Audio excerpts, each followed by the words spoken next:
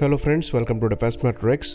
तो आज से 2-3 दिन पहले रशियन एयरफोर्स का सबसे ख़राब दिन गया, जब एक ही दिन में इनके द्वारा 4 एयरक्राफ्ट लूज़ किए गए, वो भी रशिया के खुद के एयर स्पेस में, जिसमें 2 मी-8 हेलीकॉप्टर थे और इन दोनों में से एक मी-8 helicopter specialised electronic warfare helicopter था।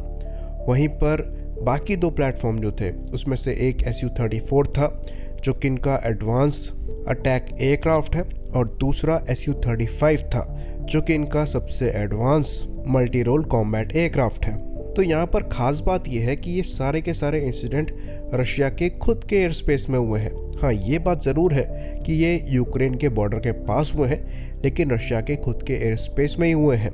तो जो मी-8 है रशिया के क्लिंस्की शहर के पास क्रैश हुआ है, जो कि 50 किलोमीटर पड़ता है यूक्रेनियन बॉर्डर से। वहीं पर जो Su-34 है ये स्त्रोवका गांव के पास क्रैश हुआ है, जो कि 30 किलोमीटर पड़ता है अगेन यूक्रेनियन बॉर्डर से। और जो दूसरा मी-8 और Su-35 है ये भी इसी एरिया के आसपास गिरे हैं और इसका कंफर्मेशन रशिया ने खुद ही दिया है, जिसमें करीबन 9 लोगों की मौत हो गई है। यानी कि इन सारे के सारे इंसिडेंट में एक भी सर्वाइवर नहीं बचा है।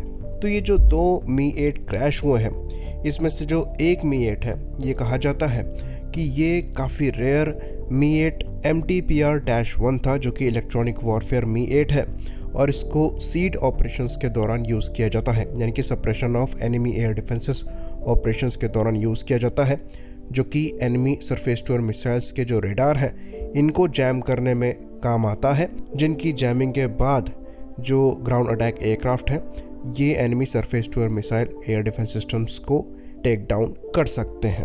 तो पहले भी ये न्यूज़ थी कि करीबन 2 के आसपास ये अपने मी-8 MTPR-1 लूज़ कर चुके हैं और टोटल इनकी संख्या देखी जाए तो रशियन एयरफोर्स के पास ये करीबन 20 के आसपास नंबर में है। तो क्योंकि बहुत बड़े नंबर में ये हेलीकॉप्टर्स नहीं है, तो ये जो 3 के लॉस हैं ये भी इनको बड़ा कॉस्ट करने वाले हैं। तो ये सिग्निफिकेंट लॉस जो हुआ है इसके पीछे कारण क्या है ये अभी तक क्लियर नहीं हुआ है। तो रशियन अथॉरिटी के द्वारा ये चेक किया जा रहा है कि ये कहीं मैन पैड से तो नहीं शूट डाउन किए गए हैं, जो कि यूक्रेनियन स्पेशल फोर्सेस द्वारा यूज़ किए गए हों। तो ये हेलीकॉप्टर्स के लिए तो सही हो सकता है क्योंकि वो लोअर एल्टीट्यूड पर फ्लाई करते हैं, स्पीड भी ज़्यादा नहीं होती है, पर फाइटर एयरक्राफ्ट्स को मैन पैड से शूट करना बहुत रेयर होता है। तो मैन पैड से इनको शूट किया गया हो, इससे ज़्यादा पॉसिबिलिटी एग्जिस्ट करती है फ्रेंडली फायर की। बाकी क्योंकि ये सारे क्रशेस जो हैं ये यूक्रेन बॉर्डर के पास ही हुए हैं, तो इसकी भी पॉसिबिलिटी एग्जिस्ट करती है कि यूक्रेन ने अपने एयर डिफेंसेस को अपने बॉर्डर्स के और भी ज़्यादा पास पुश किया हो, जिन्होंने इन एयरक्राफ्ट को टेक डाउन किया है। तो यूक्रेन द्वारा पेट्रियट रिसीव करी गई हैं जो कि लॉन्गर रेंज में टारगेट को डिस्ट्रॉय कर सकती हैं। तो इसकी पॉसिबिलिटी को नकारा नहीं जा सकता कि यूक्रेन के एयर डिफेंसेस ने भी यहाँ पर टारगेट्स को टेक डाउन किया हो। पर कहा यह जाता है ये सिस्टम्स यूक्रेन को सेल्फ डिफेंस के लिए दिए गए हैं, तो इनको यूक्रेन द्वारा अपने खुद के एयर स्पेस में यूज़ करने की परमिशन होगी। अगर ये रशियन एयर स्पेस में यूज़ किए जाते हैं तो वो ऑफेंस में आएगा, जो कि जो कंट्रीज़ इन सिस्टम्स को डोनेट कर रही हैं नहीं चाहेंगी। बाकी जो Su-34 और Su-35 के क्रैश हुए हैं इनको लेकर ये कहा जा रहा है कि Su-34 और Su-35 अपनी मिसाइल्स को फायर करने की तैयारी कर रहे थे एक टारगेट पर, लेकिन उससे पहले ही दुश्मन की एयर टू एयर मिसाइल द्वारा इनको हिट कर दिया गया। तो ये रशियन न्यूज़पेपर द्वारा ही क्लेम किया गया है, यानी कि इसका मतलब ये है कि Su-34 और Su-35 ये एयर टू एयर कॉम्बैट में शूट डाउन किए गए हैं।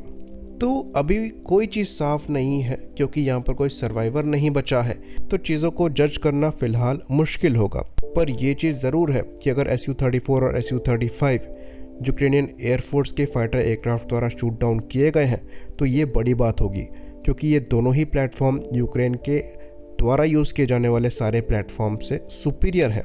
तो अब इसको लेकर भी डिबेट चालू हो गई है कि क्या यूक्रेन को वेस्टर्न कंट्रीज़ द्वारा better air to air missiles provide कराई जा रही हैं, जिनका इंटीग्रेशन इन्होंने यूक्रेन के फाइटर एयरक्राफ्ट के साथ कर लिया है, जो कि एक्चुअली रशियन ओरिजिन के हैं।